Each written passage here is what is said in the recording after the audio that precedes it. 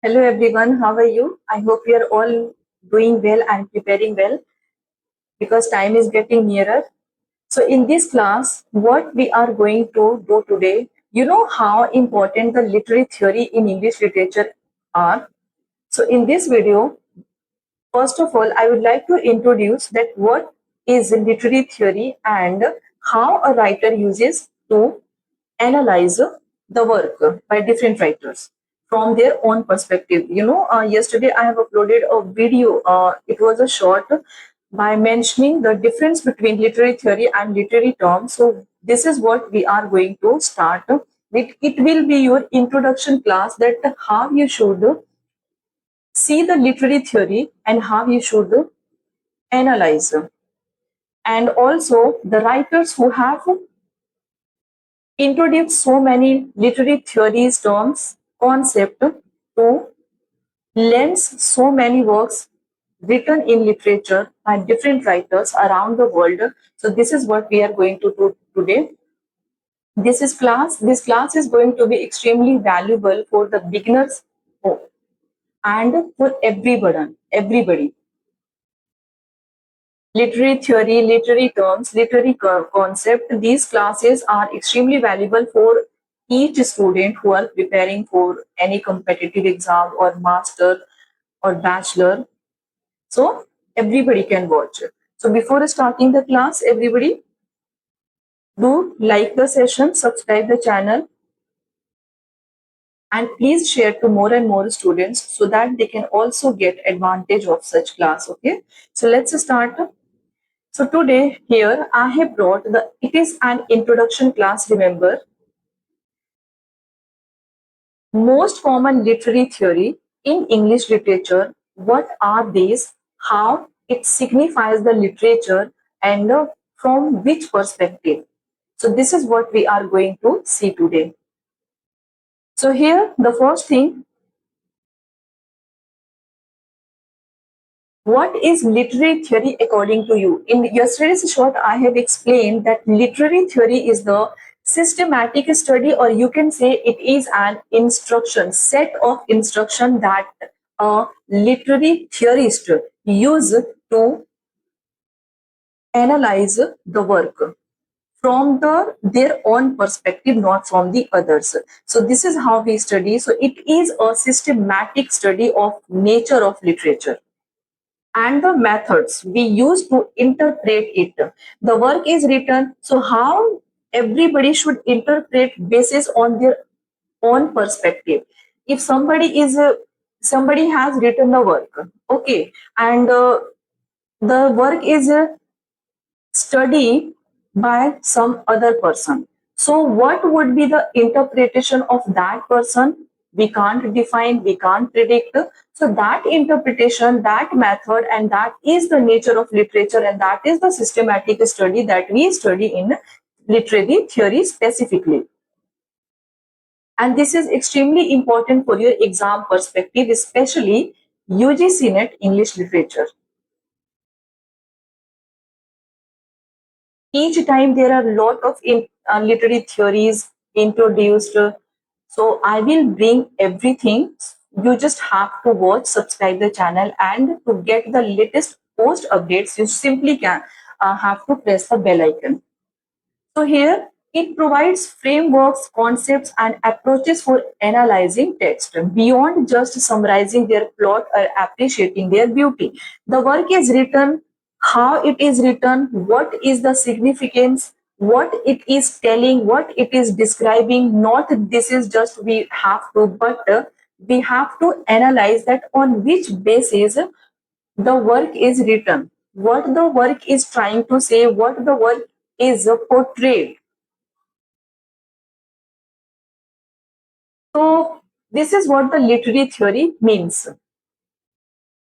Now think that literary theory as a set of lenses, why it is also, you can say that it is an instruction, set of instruction, rules. The one that literary terms are tools for the writers that they use to enhance the beauty of the work, their work. Similarly, Literary theories are set of instructions that a writer uses to analyze the written work by the different writers from their own perspective or the theories they have created. For example, we have there are a lot more work written, but those work will be seen as a different perspective. For example, we have a feminist perspective, if we will see. Then we have Marxist. Then we have structuralism. So these are the type of theories that we use to analyze the work. So it is a set of lenses. When you read a work of literature, you can choose a lens, any lens. Example: feminist, Marxist, psychoanalytic, structuralism, etc., to interpret the text in particular way. Each lens highlights certain aspects while possibly downplaying others. What does it mean, downplaying others? It is mentioned here, downplaying others. You have analyze the text basis on the feminist perspective. So how would you give your reaction? How would you interpret? For example, we can take the example of Alan Shorter's.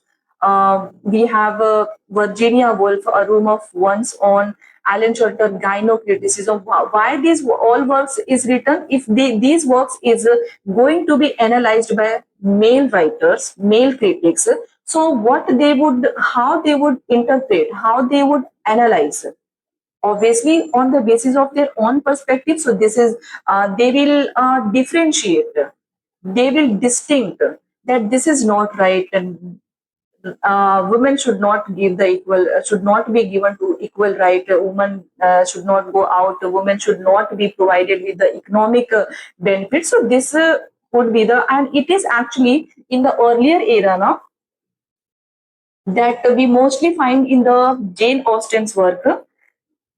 Economic independency, the women cannot do this work because this work is made only for the men. So the perspective will be totally changed.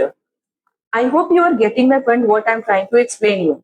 So particularly each lens highlights certain aspects while possibly downplaying others. So if you are analyzing somebody's text, you are somehow going to demean or decreasing somebody's value of the work, that this work is not good as per the feminist criticism or as per the Marxist, the class system. We know Karl Marx has introduced what he has mentioned everything in Marxist theory: class structure, base, superstructure. So this is how it is. Okay. Also, what you can understand like this.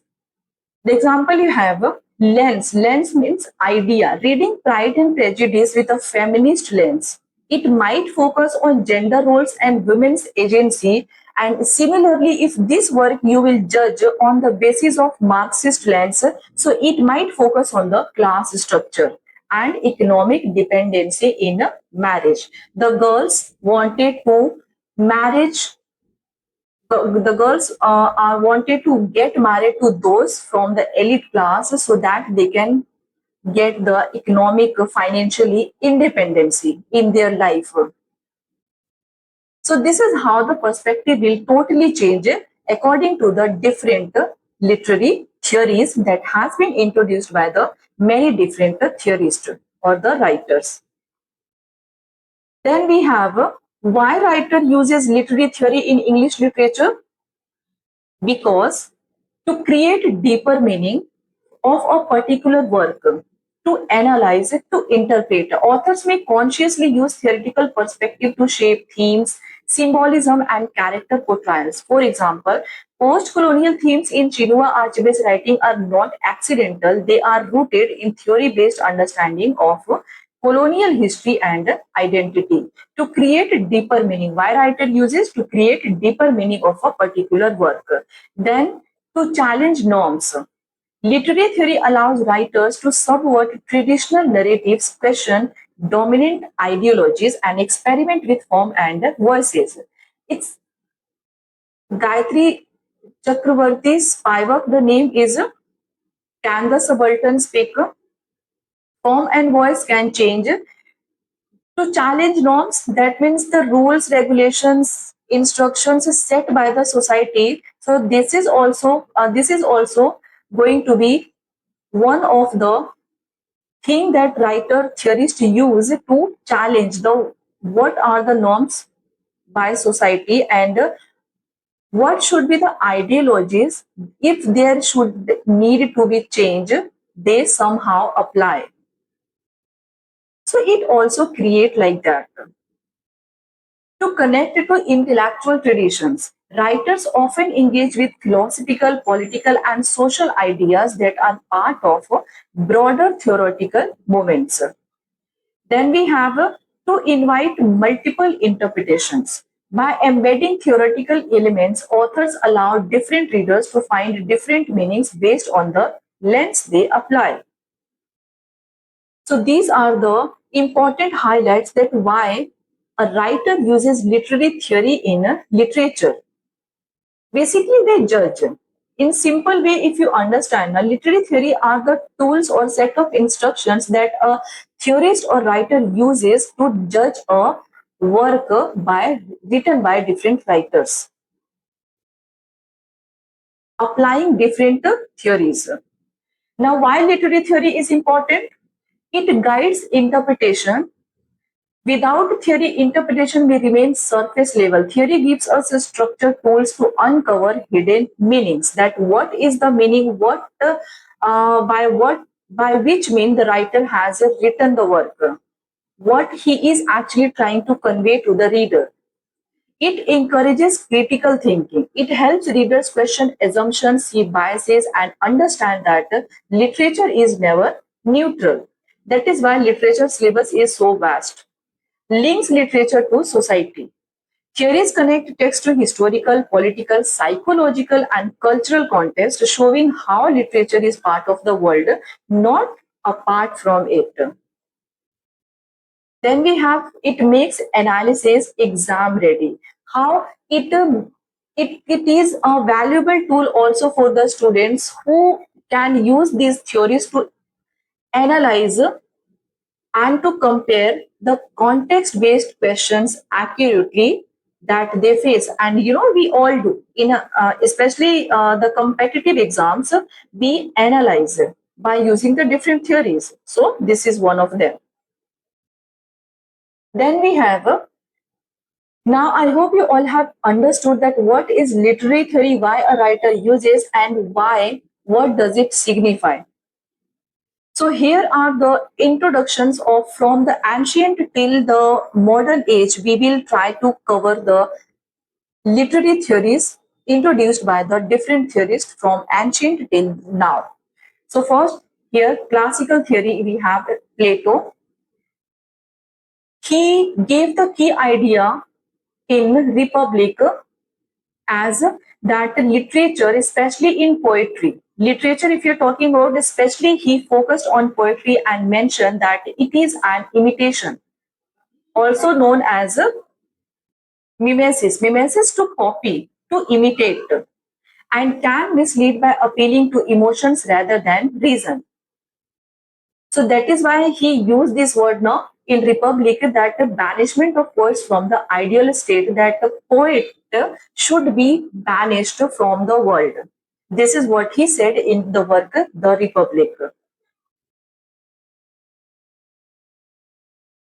Then we have Aristotle in Poetics. He gave many concepts: catharsis, tragedy, unity, plot, hamartia, a lot of things we will get from Aristotle. So key idea of him, we have literature is imitation but can be beneficial. It was written in response to Republic by Plato.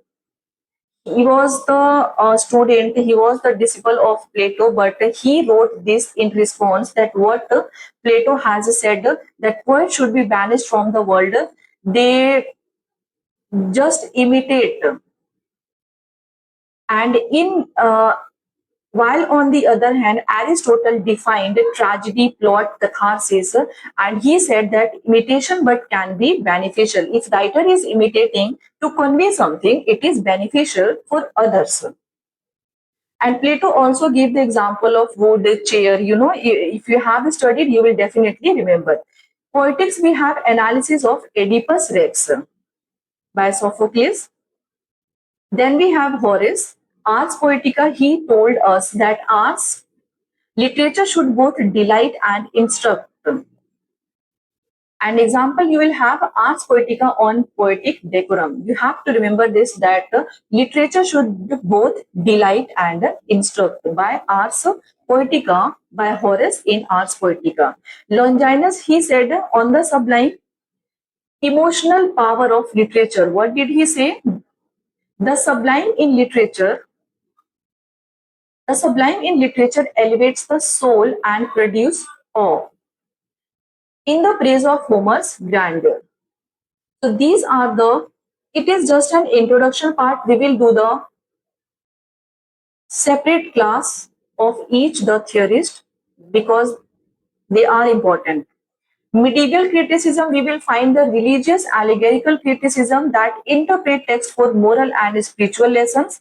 The example, we will have Dante's Divine Comedy as both literal journey and allegory of the soul. Then we have scholasticism, harmonizing classical learning with Christian theology. St. Thomas Aquinas applying philosophy or to religious text. Then we have here Renaissance theory, Renaissance age, Philip Sidney, an apology for poetry. What did he say?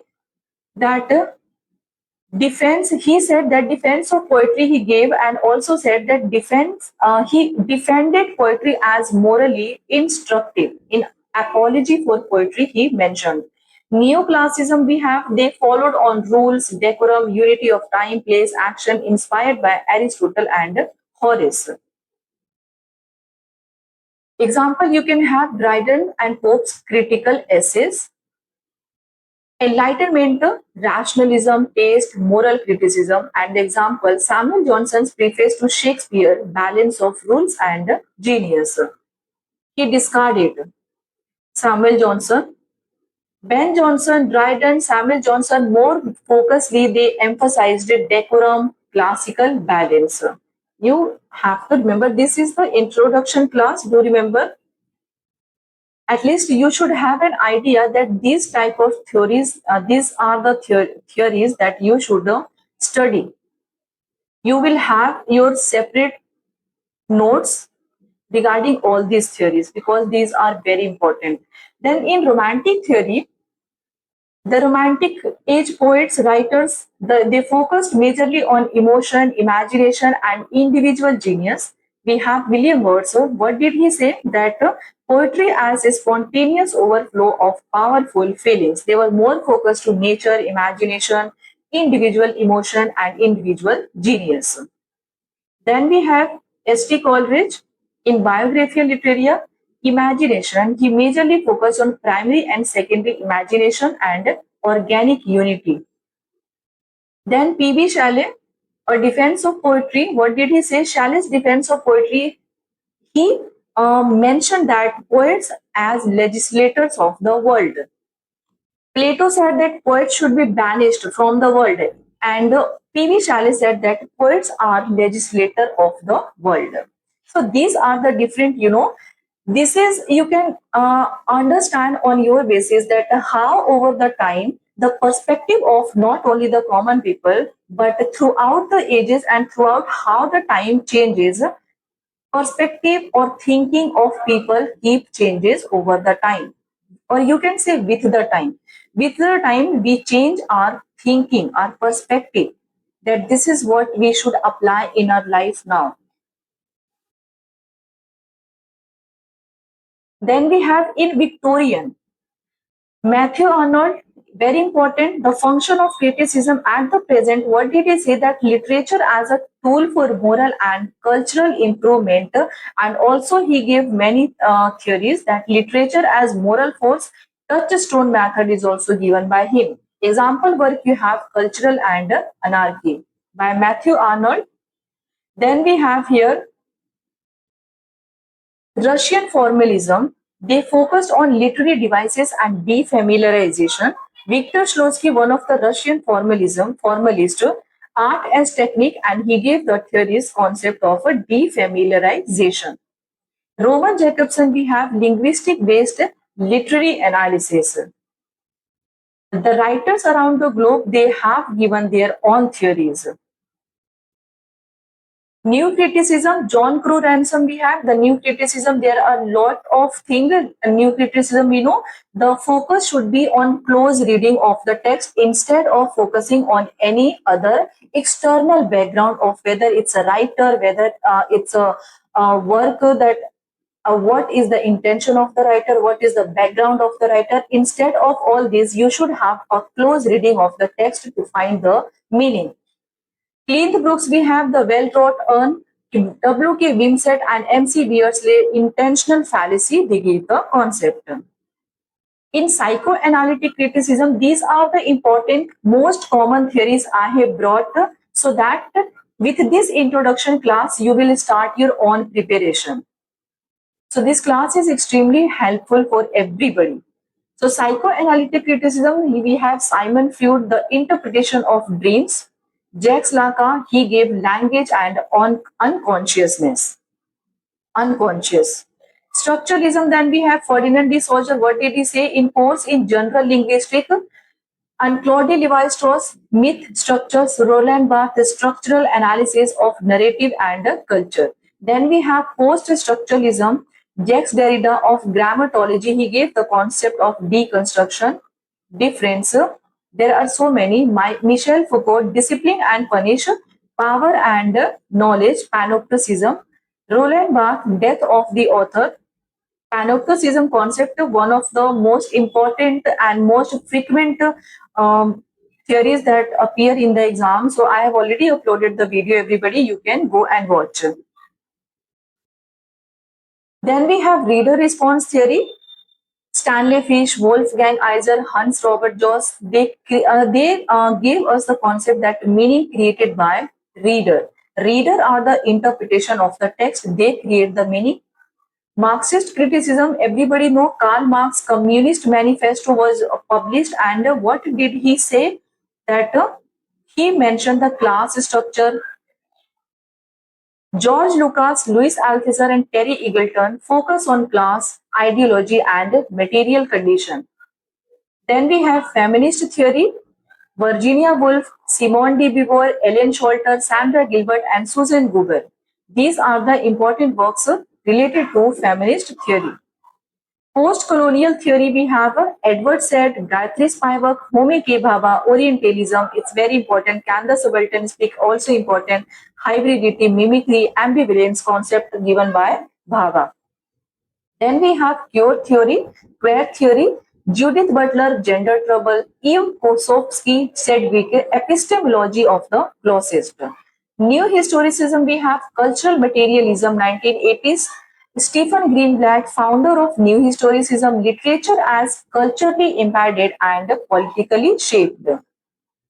Then we have eco-criticism, studied the relationship between literature and environment. Cheryl Glotfelty, Lawrence Bull, they are the writers that related to the eco-criticism. Critical race theory, intersectionality, Kimball Crenshaw, Bell Hooks, Henry Lewis, they are related with intersectionality or critical race theory. Then we have disability studies, animal studies, cognitive literary theory, and digital humanities, one of the most apparent latest concept now these days popular. Emergent theories of the 21st century. See, this is what mentioned. You should be more focused on the latest one also. Interdisciplinary and identity-centered approaches. Okay, so I hope you all have understood. There are a lot more. There are digital cyber criticism. Then we have blue humanities. There are so many concepts I will bring one by one now from this introduction class of literary theories that you also have to start preparing from literary from your own perspective about all these literary theories. Okay, So how do you like this class? This is just an introduction class of all the most common literary theories that always appear in the exam. If you will watch this video, 1, 2, 3, 4, 5, there are so many theories will definitely you can clear and prepare your own notes for the exam. So do watch the video till end. Initial part I have mentioned the introduction. So this was the most common literary theory that is frequent to the exam. So thank you so much for watching everybody. Do like the session, subscribe the channel, and for PDF note group questions, MCQs or any other discussion, you can simply join the Telegram. Thank you so much for watching. Do take care of yourself, and from now on literary theory one by one, I will bring every concept. So do stay tuned with English with Shabnam ma'am and prepare well. Thank you so much. Take care and bye bye.